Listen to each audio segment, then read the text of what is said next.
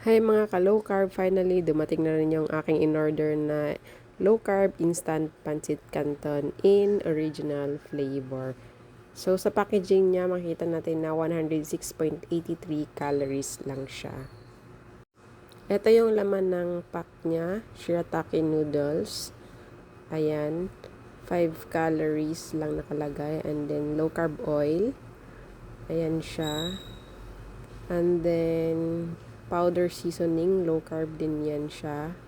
Yan. And then soy sauce niya, low carb din yan. Ay nakapack sa loob yan ng isang packaging. Una kong ginawa is sinugasan ko lang yung shirataki noodles ng maigi. 3 beses ko siyang hinugasan sa running water. Ayan. Ayan, para matanggal talaga yung residue. Nirepeat ko lang yung process ng maigi para malinis talaga yung ating shirataki noodles. After kong mahugasan, nagpainit lang ako ng kawali at nilagay ko na yung shirataki noodles natin para matuyo naman siya. At minix ko lang para yung excess water is matanggal siya. Nung medyo matuyo na siya, nilagay ko na yung low carb oil natin. And then, minix ko lang para ma-incorporate. And then, nilagay ko rin yung soy sauce niya na low carb din kasama sa packaging. Ayan, sinimot ko lang siya ng maigi. And then, hinalo-halo ko lang din siya ng maigi para ma-well combine yung ating sauce.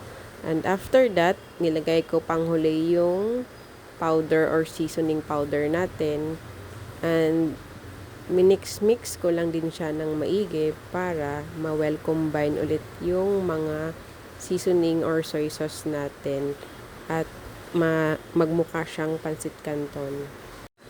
After ko siyang ma-mix properly, nilipat ko lang siya sa malaking plato para matikman na natin kung anong lasa ng low carb instant pancit canton na ito.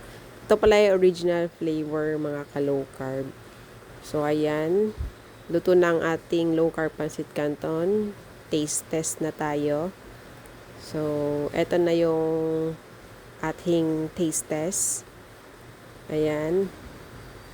So far, masarap naman siya, pero medyo makunat konti yung ating noodles.